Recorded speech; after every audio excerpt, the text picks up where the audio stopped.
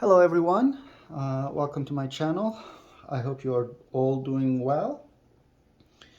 Today we're going to talk about the energy of a falling body, and as usual, the main source that I'm going to use in order to teach you this topic is from Feynman lectures on physics. Now, the reason I've decided to follow Feynman's work is because, first of all, he's one of the most recognized and influential physicists of all time, according to many of the physicists in the community. He has made a significant contribution to the quantum theory of electrodynamics. And apart from that, his methods of teaching are very, very unique. And in fact, he was an excellent physics instructor and educator.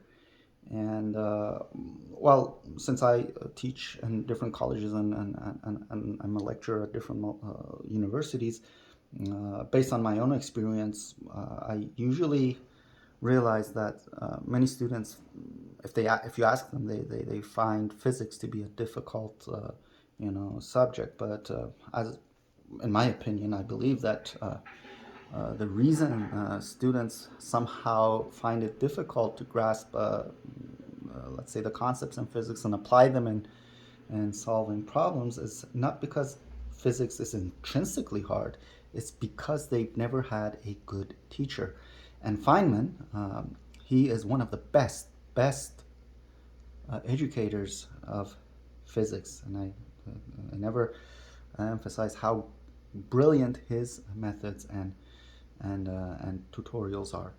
So we're going to follow the footsteps of Professor Richard Feynman, and I intend to somehow look into the details of the various problems in physics that we're going to see. The aim of these lectures are particularly for undergraduate students in sciences and engineering, as well as college students, and even high school students can actually benefit from what I am going to discuss. So I'm going to make you see beyond the equations, learn the concepts, and learn how to apply them in solving problems.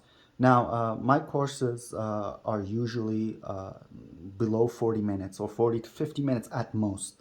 And the reason for that is that, based on my own experience, which is also backed by scientific studies, the average student, their capacity of learning and absorbing new information in any subject rapidly declines after 40 or 50 minutes of continuous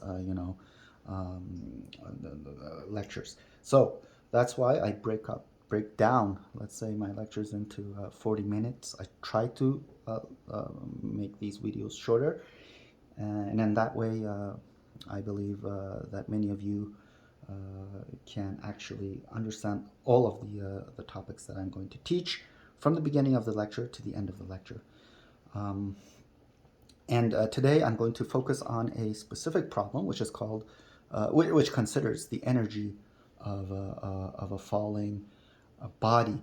Now, before we start, I have to remind you of a couple of equations that will be useful in this lecture. Some of them you might have seen. If you haven't seen them before, you will see them today and in this lecture. And once I sort out those mathematical equations and relations, then we will dive into the subject. Okay, so let's start by considering an object. It can be a particle, it can be anything, any body that we assume that is only influenced by the gravitational field of the Earth. Now, this problem is a general problem. The problem of gravity has always been a central problem in physics, and many scientists and many physicists have worked in this field. But for this lecture, for the purpose of this lecture, I'm going to simplify a specific case involving a body under free fall motion, which happens to be one of the major problems in physics at the university level and also at the college and high school level. So, without further ado, let's start with the concepts that we would be discussing today. The first one is the concept of kinetic energy, which we usually show it by the capital letter T. In some textbooks, you might find it to be shown by capital K, or some people prefer to write it as K dot E dot, standing for kinetic energy. The kinetic energy in classical physics, that is the physics before the 20th century, before, for instance, the special and general theory of relativity, the kinetic energy of an object was defined as 1/2 of its mass times its square velocity. In other words, if you have any object or system that has mass, it is made out of atoms, it is made out of the fundamental particles that compose matter, and if that matter is moving, it has some velocity, then it would have a kinetic energy.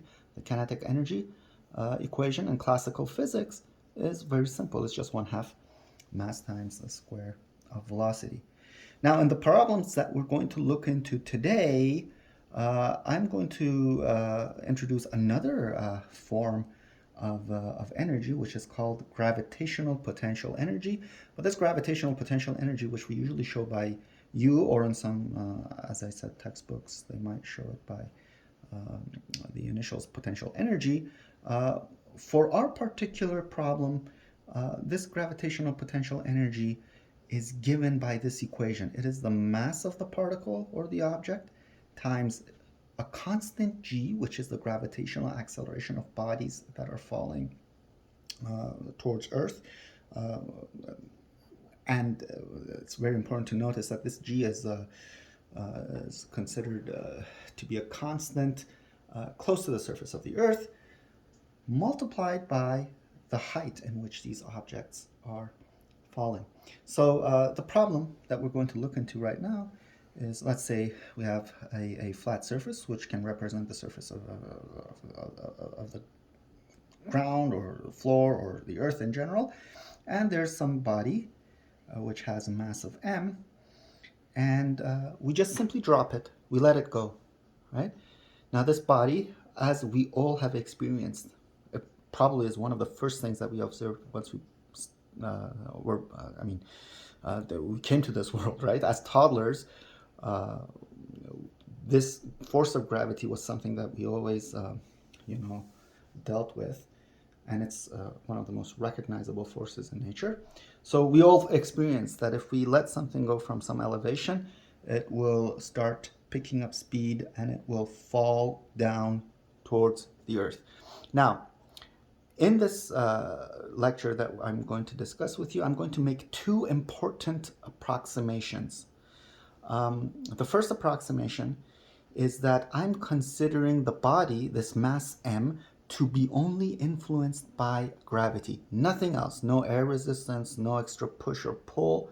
It's just pure gravity that is acting on this body. So that's the first assumption that we're going to make. The second assumption is we're considering these bodies, these objects, to be in free fall at elevations or heights that are not so large. What do I mean by that?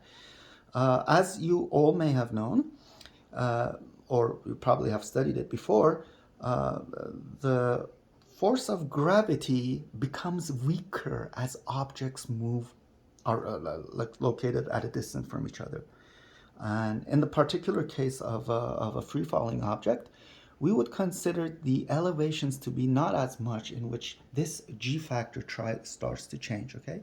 This g constant, by the way, which I mentioned, it's the gravitational acceleration of free bodies under the influence of gravity of the Earth, is about 9.80 meters per second squared. Okay, so maybe a few kilometers up to 10 or of order of 10 kilometers above the surface of the ground. This is an excellent assumption.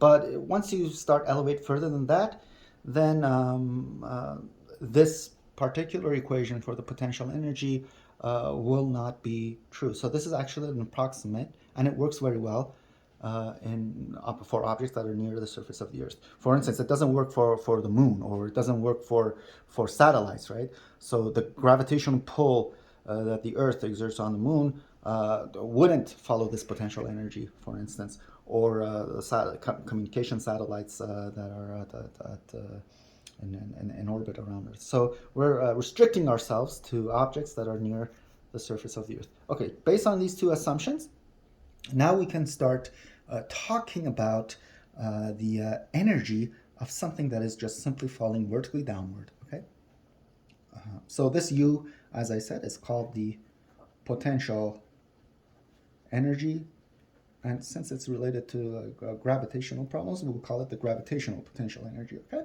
now in another lecture, I've described a very important fundamental concept in all of physics, and that is called energy. I've given a very extended lecture on energy. What we want to do here, what we want to show here, is that in this simplified problem, this quantity, this total energy that I'm talking about, will never change. Throughout the motion, throughout the dynamics that is going on, energy is not going to change. And how do we define that energy? That energy is nothing but the sum of the kinetic energies and the potential energies here. Okay, so for this one object that's mass m that is falling under the influence of the Earth's gravitational field, we would have the kinetic energy of this mass m plus its potential energy, and we would like to study the fact that these two, when they add up together, they always remain constant. Often we call this the mechanical energy. But how we're going to approach it is that we're going to somehow see how Newton's dynamics, Newton's laws of motion, can actually lead us in a way to this equation. And for that, obviously, the assumption is that you guys know what Newton's laws of motion are. They're the foundations of classical mechanics. But one particular law of Newton, which we would want to use in this lecture, is Newton's second law. And Newton's second law, in one dimension, in its most simplified form that you are all familiar with, is just simply F equals ma. F being the force on the body, m being the mass of the body, and a being the acceleration of the body as a result of the force that has been applied to it. Okay, so here the force that we're going to use is the force of gravity, and based on our initial assumption, we will consider this force, which is, by the way, the weight of the object, to take the form m times g. This is by experiment. It's been verified through observations from, let's say, the 16th and 17th century. And we know today that the force of gravity for objects near Earth's surface, or in other words, their weight, is given by the mass of the object times that gravitational constant. Now, in our particular problem, I would use a minus sign in front of mg just to indicate that under the influence of gravity, objects fall down. They don't elevate further upward, right? So when you leave an object at some height from the Earth and you let it go, it never flies up. It falls down, right? So this minus sign accounts for that. Another important quantity in physics that we will use in this lecture is linear momentum, or just simply momentum. Okay, so I'll call this linear momentum. And linear momentum in one dimension is just simply the product of the mass of a particle times its velocity, right? In this case, it's speed, because in one dimension, there's really no referral to the vector nature of velocity. So the objects that have mass and they have some speed, they also carry with them momentum. Now, what is speed? Of course, speed is the rate in which distance, the time rate of change of distance. In other words, when something is moving, it's covering some distance. If I want to find out how fast it moves, all I have to do is to take the time derivative of its position, right? In other words, it changes in position with respect to time. So these are all the like the ingredients that we would need here in order to analyze this problem. So the conservation of mechanical energy, which states that the sum of kinetic energy plus potential energy remains constant. If I use these formulas for kinetic and potential energies, it would look like this. It would be 1/2 mv squared plus mgh. That remains always a constant. And I want to sort of derive this result using Newton's laws of motion. Okay. Now, how do we do that? Okay. Now, first of all, from a conceptual perspective, when I let go of an object, the immediate observation that I see is that it will start picking up speed and it will start to accelerate towards the Earth, right? And when something has speed, according to this equation, it has kinetic energy, okay? But the moment we let go of the object, the moment we release it, the speed of the object is 0. And then it starts to gradually gain speed. In other words, this kinetic energy will start to build up from a 0 value to some non-zero value. And while we all know that energy can't come out of nowhere, so what we assume here is that this kinetic energy must be delivered to the object by some other form of energy. Or in other words, some other form of energy is being transferred into kinetic energy. Thus, speaking of the potential energy. So when this object starts gaining kinetic energy, and as it falls down, this height will start to get smaller and smaller. In other words, the potential energy of the object will start to decrease, and in other words, it doesn't disappear, it just gets transformed into the kinetic energy, all right? So what we know here is that the kinetic energy would definitely change with time, and if I want to, analyze this situation from a mathematical perspective, I would like to study, or I am interested in how fast this kinetic energy is changing. In other words, the time derivative of the kinetic energy. Now let's see how this would turn out based on the definition for kinetic energy. So ddt, meaning the time derivative of 1/2 mv squared, okay? So we need to take the derivative of 1/2 mv squared in order to find out how fast the kinetic energy is changing. And in the case of a free-falling object, we know that this change in kinetic energy over time is positive because the particle starts picking up speed. All right. Well, 1/2 is a constant that comes out of the derivative symbol. Mass, in all our discussions in this lecture, we would consider mass to be constant. Okay, so nothing is changing this mass here. So the mass remains constant in classical physics. Most problems in classical physics involve constant mass. So the mass also comes out, and we end up with 1/2 times the time derivative of the velocity of the particle squared. Now we have to see how the velocity changes with time, okay? Now from the 16th and 17th century, particularly speaking, from the observations made by Galileo, which many think of him as the modern or the father of modern science, he made careful observations of and careful experiments to study how objects accelerate close to the surface of the Earth. And he came to realize that the velocity or the speed of an object that is falling, it is proportional to the time parameter, okay? Now, I always tell this to my students that time is the ultimate independent variable in classical physics. Everything happens in time. All the dynamics takes place in time.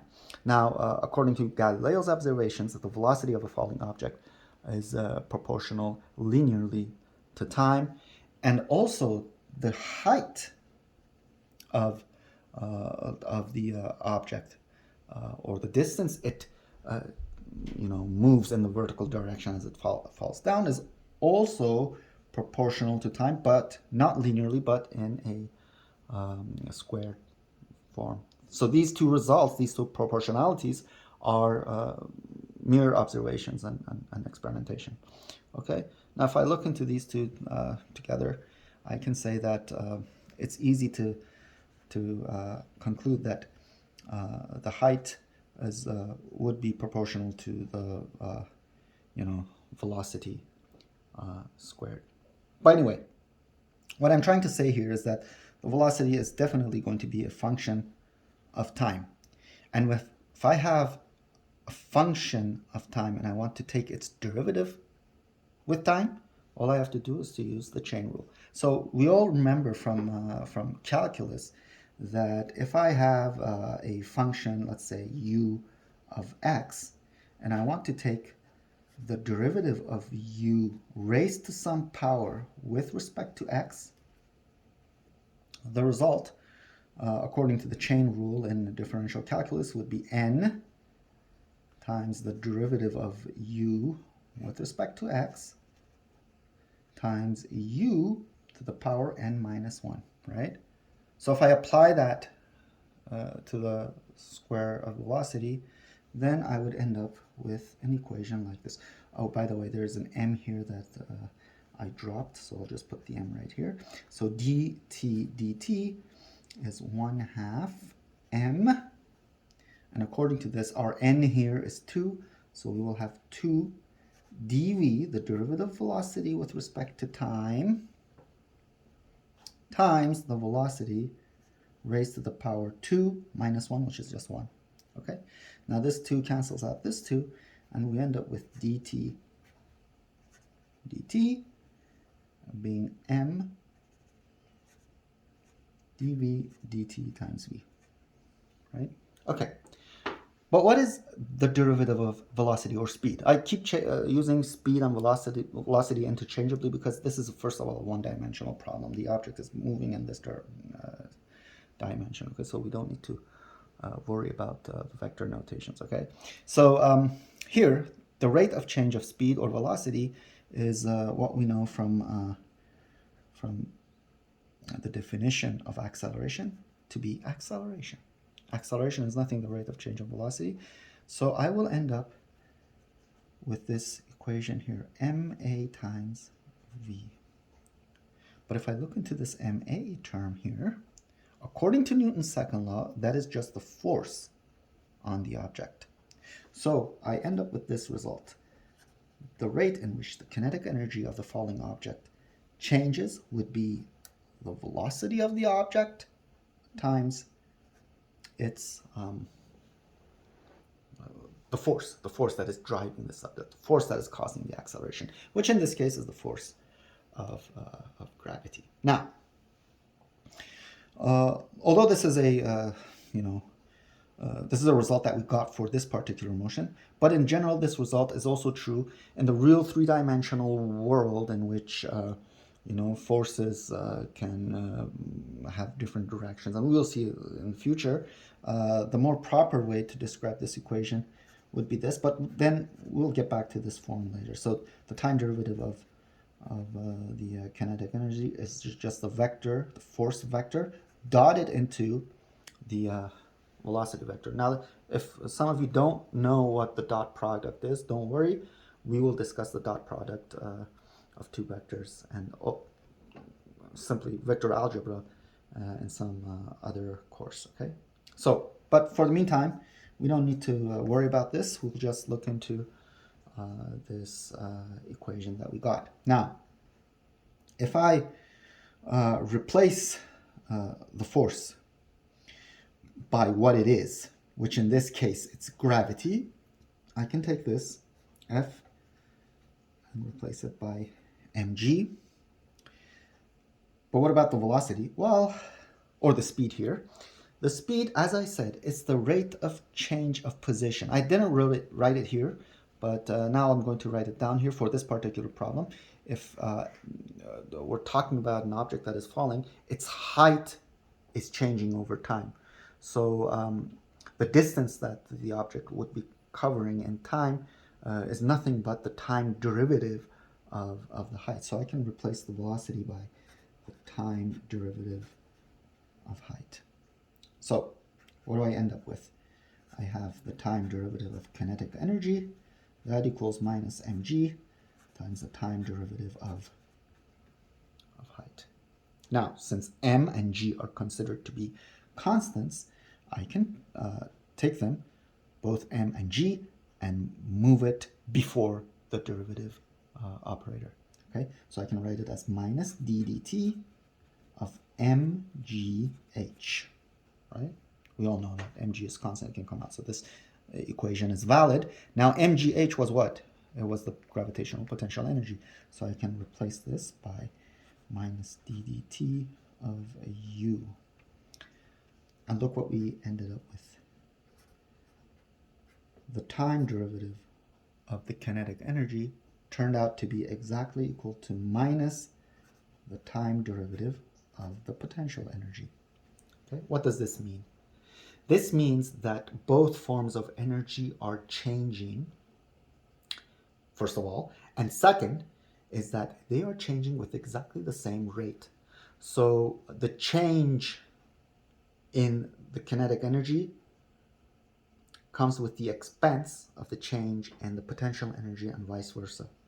So if this object is gaining kinetic energy over time as it falls down, it is gaining that amount of energy at the expense of reducing its potential energy. All right. Now, this is an exact equation. So what I would do here, I would move everything to the left-hand side, and then ultimately factor the time derivative operator and write it as t plus u. The derivative of t plus u, whatever that is 0. Okay, this is the rate in which t plus u changes. It is 0. That simply says that t plus u does not change. You know, if the derivative of something is 0, that means that thing is constant. Okay, now here it's the derivative with respect to time, so that means t plus u remains constant in time, and thereby we conclude that t plus u must remain always constant. And this is the conclusion we were looking for. This is, in fact, the principle of conservation of mechanical energy. Here manifested itself in the form of, here it was applied for the free fall problem. Okay, so this was a very simple case. Okay, now not all problems that you would encounter are this simple. So I'm going to move to the next level of complexity, and this time, instead of considering a one-dimensional motion, I'm going to look into a case in which the motion takes place in more than one dimensions. Okay, and that is a more general situation. So let me move to the next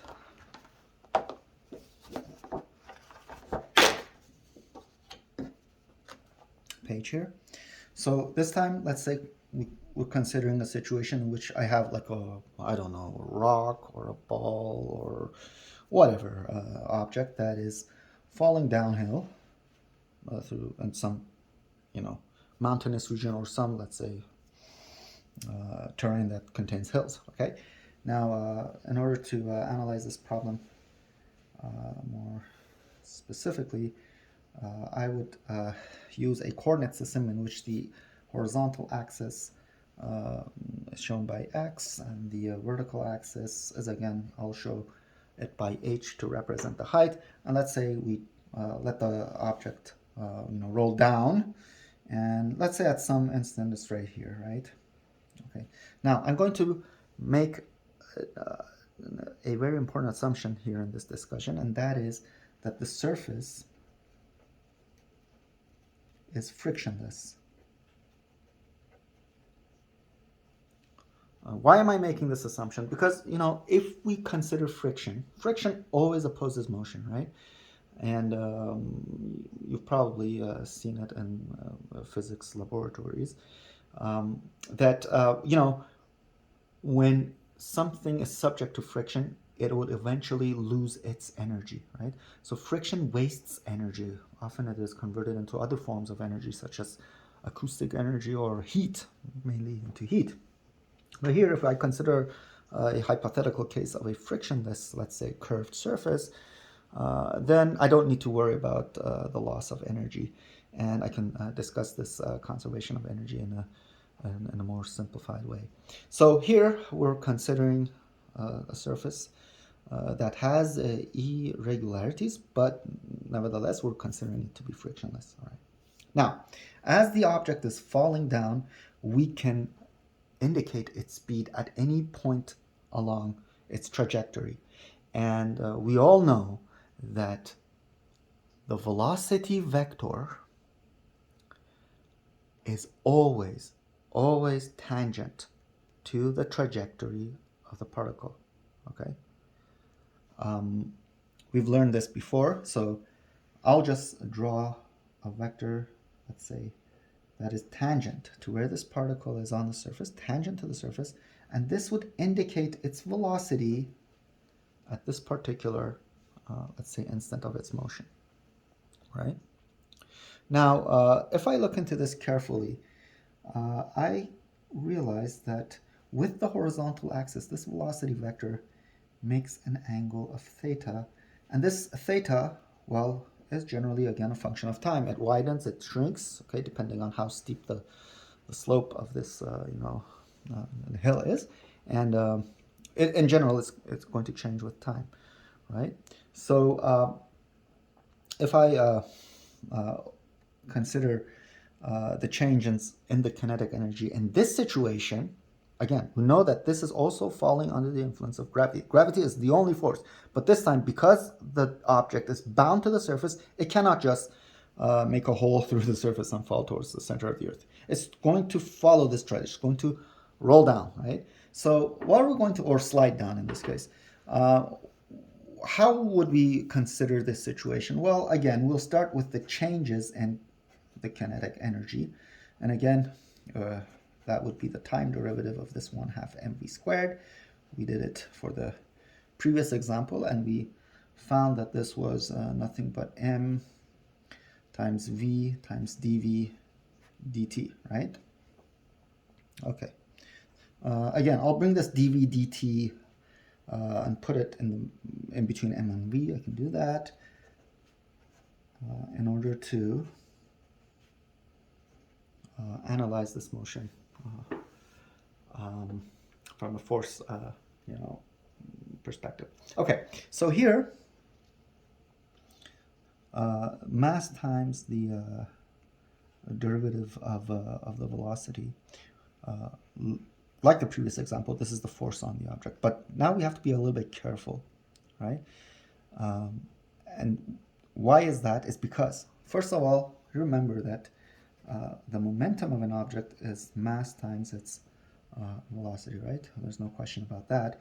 If I take the time derivative of the momentum, I would end up with d dt of mv. And if I consider m to be constant, it comes out of the derivative symbol, and we end up at m dv dt. And this is, again, Newton's second law, of course, which gives us the force as a time derivative of momentum. But here we have the magnitude of momentum.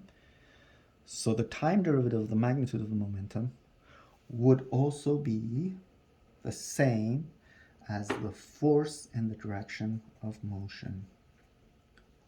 And I emphasize on this, in the direction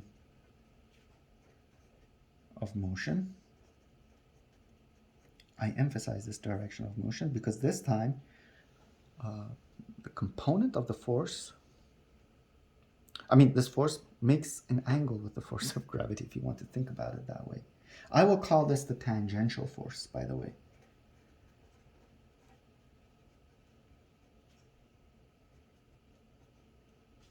Or F sub t. And this tangential force would be weaker than the original minus mg force of gravity. Why? It's because simply you see this angle theta here, right? In other words, we know that the force of gravity is always downwards, right? The component of this force of gravity along the surface would be weaker, right? It's always like this. The components of vectors along, let's say, the coordinates or any random direction would in general always be smaller than or equal to the force itself. So what I'm going to do here is I'm going to see how this tangential force is related to the minus mg force. Now, if any of you have solved problems involving inclined surfaces, you would recognize that this tangential force, or the tangential component, which derives this object downwards, is nothing but minus mg times the sine of the angle of inclination. Okay? Now in another lecture I will show you this, where we got this idea from. But for our purpose here right now, I want to sort of write sine theta in terms of other variables that are involved in this problem. How can we do that? Well, if I zoom in on an infinitesimally small part of the object's trajectory, and I, let's say, magnify it, I can more or less assume that the body, this mass m, through an infinitesimal time of dt, moves downward in some direction, right? As you can see here. And I can approximate that, that curved direction by a straight line. Now, the smaller this dt is, the better this approximation. In fact, the symbol dt is an infinitesimally small amount of time that has passed. So that makes this these equations that will come afterwards to be exact. Now, during this time, this infinitesimal time, the object has moved, let's say, a distance ds. ds is this distance. And this inclined distance here is actually related to a change in the vertical height of the object, right? It came down. By what amount? Well, I can form a right triangle, and I know that this angle is theta. And from elementary trigonometry, I know that the sine of this angle is always the opposite over the hypotenuse, which is ds. Okay, so now I can just substitute this for sine theta and find out the tangential component of my force as dh ds. Okay, now let's put everything together. Here I have m dv dt, which turned out to be this. And then we'll have to multiply it by this v to get the changes in the kinetic energy. So this is how we would do it. The time rate of change of kinetic energy equals m times dv dt, which turned out to be minus mg dh ds, right? So that would be minus mg dh ds multiplied by v. But what is v? Well, v is the speed of the particle, right? It's the distance it covers in time, rate in which distance changes with time. So in this case, the object is moving along this path here, this ds, which is an infinitesimally small path of the entire, trajectory of the object. So I could simply take v to be the distance covered in some time, the derivative of s with respect to t. So I can write this as ds dt. Okay, so I just rewrote this equation for this particular problem. Now you can see that I can actually cancel the dS's from both sides, and look what I end up with again. Just the same, exactly the same result as what we got earlier with the vertically falling object. Okay. Again, I can take this mg and put it before the derivative with respect to time since it's constant, and I end up with the same result.